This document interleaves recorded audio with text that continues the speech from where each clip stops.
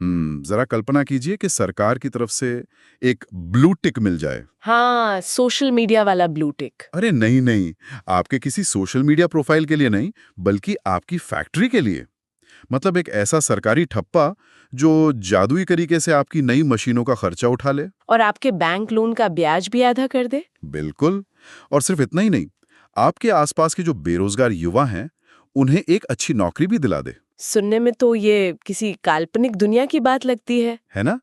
लेकिन आज की हमारी इस गहरी चर्चा का जो मुख्य विषय है वो बिल्कुल यही है। तो आज हम एमएसएमई हेल्पलाइन के एक बहुत ही विस्तृत वीडियो और एक बेहद दिलचस्प सामाजिक सूचना का विश्लेषण कर रहे हैं। जी, और हमारा मिशन है जेड यानी ZED सर्टिफिकेशन के पूरे अर्थशास्त्र को समझना। एकदम सही।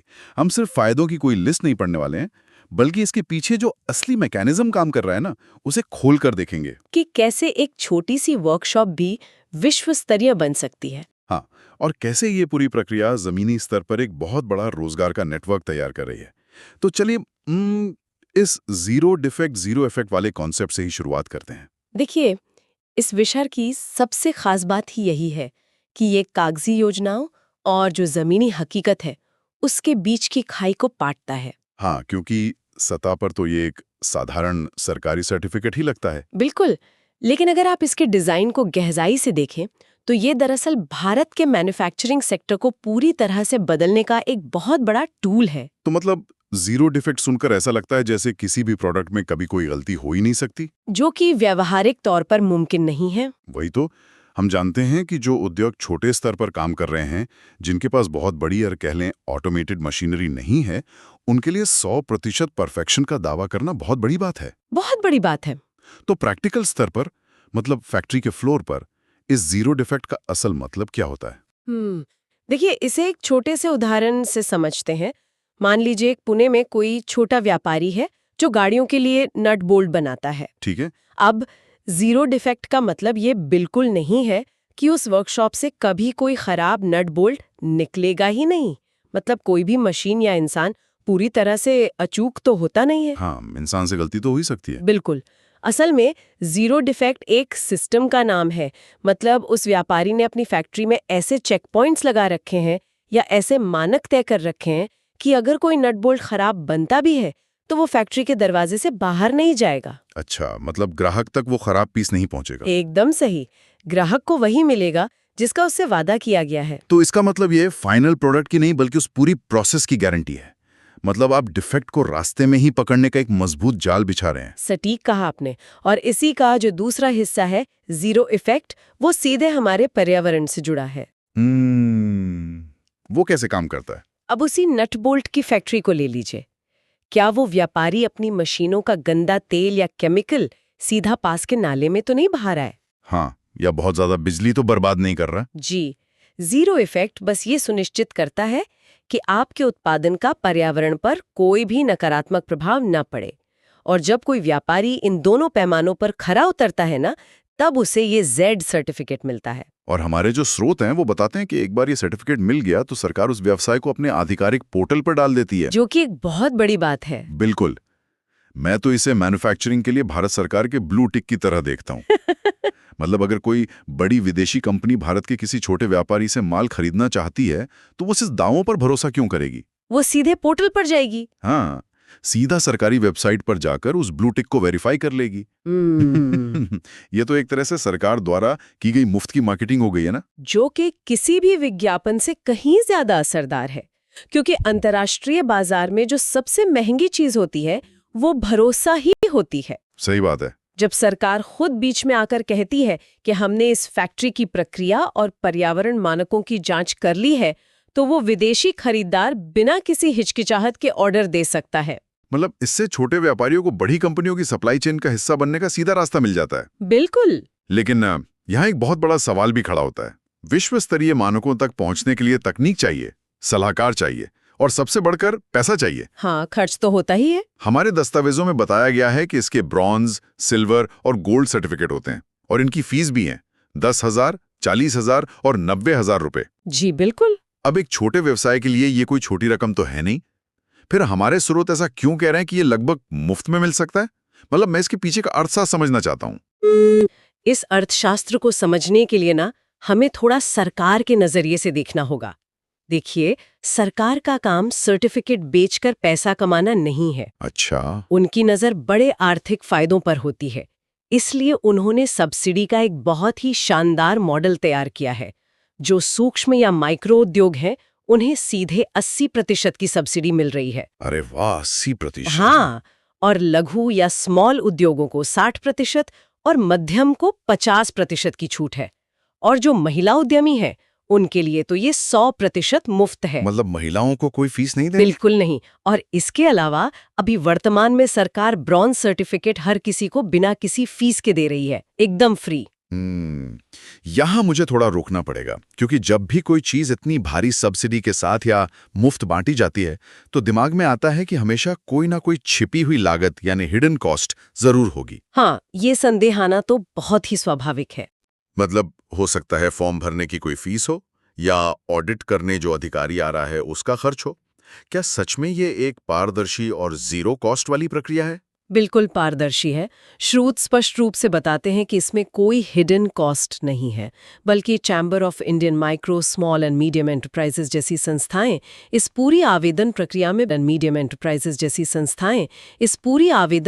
में बिना कोई पैसा लिए व्यापारियों की मदद कर रही हैं। तो अब सवाल ये उठता है कि सरकार ऐसा कर क्यों रही है? मतलब सरकार को इससे क्या मिल रहा है? देखिए, सरकार को मिल रहा है एक बहुत ही मजबूत एक्सपोर्ट सेक्टर। जब भारतीय उत्पाद खराब क्वालिटी के कारण अंतर्राष्ट्रीय बंदरगाहों से वापस लौट आते हैं ना, तो देश के विदेशी मुद्रा भंडार और साख दोनों को बहुत भारी नुकसान होता है। हाँ, इमेज खराब होती है वो लग। जी। इसके अलावा अगर कोई फैक्ट्री प्रदूषण फैलाती है तो बाद में नदियों की सफाई और स्वास्थ्य सेवाओं पर सरकार को करोड़ों रुपए खर्च करने पड़ते हैं। तो मतलब सरकार के लिए आज 10,000 रुपए की फीस माफ करना एक बहुत ही सस्ता और स्मार्ट निवेश है। बिल्कुल। वो बीमारी का इलाज करने के बजाय उसे शुरू में ही रोक रहे हैं। ये तो एक बहुत ही शानदार नजरिया है। मतलब सरकार आपके व्यवसाय को ठीक करने के लिए आपको ही पैसे दे रही है, क्योंकि लंबी अवधि में इसमें देश का ही फायदा है। एकदम सही। और ये बात सिर्फ फीस माफी तक नहीं रुकती है। अच्छा, और भी फायदे? हाँ, दस्तावेजों में एक पूरी फाइनेंशियल टूल किट का जिक्र है। अगर किसी व्यापारी को अपने सिस्टम को जीरो डिफेक्ट बनाने के लिए किसी सलाहकार या कंसल्टेंट की जरूरत है, तो सरकार उसे 5 लाख रुपए तक की सब्सिडी देती है। 5 लाख रुपए तक? अब ये काम कैसे करता है? मान लीजिए मुझे अपनी फैक्ट्री का प्रदूषण कम करना है, तो क्या सरकार सीधे मेरे बैंक खाते में 5 लाख रुपए डाल देगी? नहीं, ये प्रक्रिया ऐसे काम नहीं करती। और यहीं पर इसका डिजाइन बहुत दिलचस्प हो जाता है। सरकार आपको नकद पैसा नहीं बांट रही है। तो फिर कैसे? मान लीजिए आपकी कोई टेक्सटाइल डाइंग की फैक्ट्री है जहां कपड़ों पर रंग चढ़ाया जाता है। अब उसमें बहुत सारा गंदा पानी निकलता है। आप जीरो इफेक्ट सर्टिफिकेशन चाहते हैं। ठीक है, तो मैंने अप्लाई कर दिया। हाँ, फिर आप किसी मान्यता प्राप्त पर्यावरण सलाहकार को बुलाते हैं। वो सलाहकार आपकी फैक्ट्री का मुआयना करता है और एक रिपोर्ट बनाता है कि आपको पानी साफ करने वाला कौन सा प्लांट लगाना चाहिए। उस सलाहकार की जो भी कंसल्टेशन फीस होगी ना, उसमें सरकार 5 लाख रुपए तक की मदद करेगी। चलिए ठीक है, सलाहकार ने मुझे बता दिया कि क्या करना है। लेकिन अब जो वो पानी साफ करने वाली नई और महंगी मशीन लगानी है, उसका क्या? उसका खर्च तो मुझे ही उठाना पड़ेगा ना? नहीं, यहीं पर इस टूलकिट का दूसरा हिस्सा काम आता है। इस नई टेक्नोलॉजी या मशीनरी को लगाने के लिए, जिसे तकनीकी भाषा में जीरो इफेक्ट सॉल्यूशन कहा जाता है, सरकार 3 लाख रुपए तक की अतिरिक्त आर्थिक मदद देती है। अरे वाह! तो पहले आपको सही सलाह के लिए पैसे मिले, और फिर उस सलाह को लागू करने के लिए यानी इम्प्लीमेंटेशन के लिए भी पैसे मिले। बिल्कुल, ये सच में एक पूरा इकोसिस्टम है। और मुझे स्रोत में एक और बहुत ही दिलचस्प बात दिखी, जिसका सीधा असर व्यापार के रोजमर्रा के खर्चों पर पड़ता है। वो है बैंक लोन और रेलवे भाड़े में भारी छूट। हाँ, ये बहुत अहम पॉइंट है। अब देखिए, मैं समझ सकता हूं कि सरकार रेलवे की टिकट या भाड़े में छूट दे सकती है, क्योंकि रेलवे तो एक सरकारी संस्था है। जी। लेकिन एक प्राइवेट बैंक जो सिर्फ अपने मुनाफे के लिए काम करता है, वो किसी जेड सर्टिफाइड व्यापारी का ब्याज दर या प्रोसेसिंग फीस क्यों कम करेगा? बैंक को क्या पड़ी है? बहुत ही बेहतरीन सवाल है ये, और इसका जवाब बैंकिंग के सबसे बुनियादी नियम में छिपा है, और वो है रिस्क एनालिसिस, यानी जोखिम का आकलन। Risk analysis. हाँ, जब कोई बैंक किसी छोटी फैक्ट्री को लोन देता है तो उसे हमेशा ये डर लगा रहता है कि कहीं इसका माल बाजार में पिट ना जाए या कहीं कोई सरकारी विभाग प्रदूषण के कारण इसकी फैक्ट्री पर ताला न लगा दे। हाँ, और अगर ऐसा हुआ तो बैंक का लोन डूब जाएगा। बिल्कुल, मतलब बैंक हमेशा सबसे खराब स्थिति को मानकर चलता है और उसी जोखिम की भरपाई के लिए वो ज्यादा ब्याज वसूलता है। तो जब वो व्यापारी अपना जेड सर्टिफिकेट बैंक की मेज पर रखता है तो वो क्या करता है? तो वो सिर्फ एक कागज नहीं होता, वो बैंक को ये बता रहा होता है कि देखिए, मेरे उत्पादन की गुणवत्ता प्रमाणित है, मेरा माल रिजेक्ट नहीं होगा। अच्छा। और मेरी फैक्ट्री पर्यावरण के सभी नियमों का पालन कर रही है, इसलिए इस पर कोई सरकारी जुर्माना या ताला नहीं लगेगा। इससे बैंक के सिस्टम में उस व्यापारी का जो रिस्क प्रोफाइल है ना, वो अचानक से बहुत कम हो जाता है। और क्योंकि जोखिम कम हो गया, इसलिए बैंक उसे एक सुरक्षित निवेश मानता है और ब्याज दरों में आधा या 1% की छूट आसानी से दे देता है। बिल्कुल।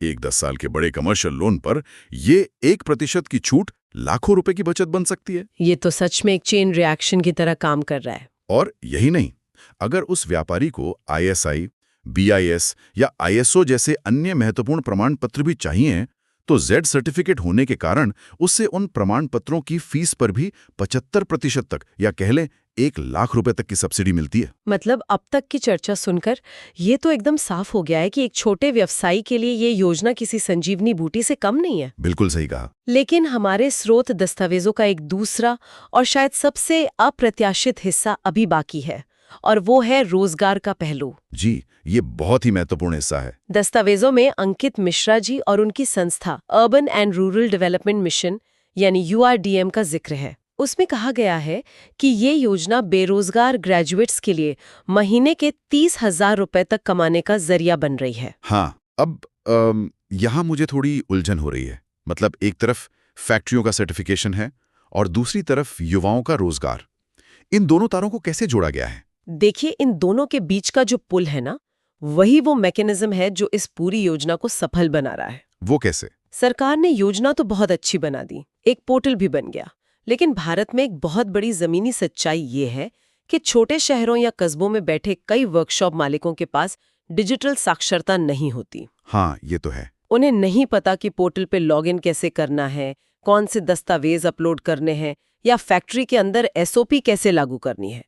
उनके पास अपना रोज का व्यापार संभालने से फुर्सत नहीं होती। तो मतलब योजना और लाभार्थी के बीच में डिलीवरी की एक बहुत बड़ी खाई है। बिल्कुल। और यहीं पर URDM और अंकित मिश्रा जी की एंट्री होती है। जी हाँ, अंकित मिश्रा जी एक बहुत ही अनुभवी सोशल वर्कर है और वे URDM के सेक्रेटरी हैं। और ये संस्था कोई नई नहीं है, ये 2010 से पूरे भारत में जमीनी स्तर पर काम कर रही है और लगातार विभिन्न सरकारी योजनाओं में भागीदार रही है। अच्छा, 2010 से काफी समय हो गया। बिल्कुल। तो अब उन्होंने इस बात को समझा कि अगर जेड सर्टिफिकेशन को पूरे भारत की MSME तक पहुंचाना है तो हमें एक बहुत बड़ी वर्कफोर्स की जरूरत होगी। ऐसे लोग जो जमीन पर उतरें, व्यापारियों से मिले और उनका हाथ पकड़कर उन्हें इस पूरी प्रक्रिया से गुजारें। लेकिन स्रोत में जो 30,000 रुपए महीने की इनकम का दावा किया गया है, मैं उस पर थोड़ी चर्चा करना चाहता हूँ। जी पूछिए। मतलब एक बेरोजगार ग्रेजुएट को महज एक सरकारी योजना के बारे में पर्चे बांटने या जानकारी देने के लिए कोई NGO 30,000 रुपए क्यों देगा? इसका आर्थिक मॉडल क्या है? ये पैसा आ कहां से रहा है? ये बहुत ही तार्किक सवाल है। इसका जवाब ये है कि वे युवा सिर्फ पर्चे नहीं बांट रहे हैं। तो वो क्या कर रहे हैं? आप उन्हें एक तरह के ऑन ग्राउंड कंसल्टेंट या फैसिलिटेटर के रूप में देखें। जब कोई युवा URDM के साथ जुड़ता है तो वो एक स्थानीय फैक्ट्री मालिक के पास जाता है। ठीक है। वह उस मालिक को योजना के फायदे समझाता है, उसका पोर्टल पर रजिस्ट्रेशन करवाता है, उसके दस्तावेजों को सही तरीके से तैयार करता है और अंततः उसे वह सर्टिफिकेट दिलवाने में मदद करता है। अच्छा, मतलब वो असल में वो सारा काम कर रहा है जो एक व्यापारी के लिए बहुत जटिल या समय लेने वाला है। बिल्कुल। और इस काम के लिए जो वित्तीय प्रोत्साहन सरकार या संस्था की तरफ से तय किए गए हैं, वे काम के आधार पर मिलते हैं, मतलब परफॉर्मेंस बेस्ड। हाँ, समझ गया। जितने ज्यादा व्यवसायों को वो युवा सफलतापूर्वक जेड सर्टिफाइड करवाएगा, उसकी आय उतनी ही बढ़ती जाएगी।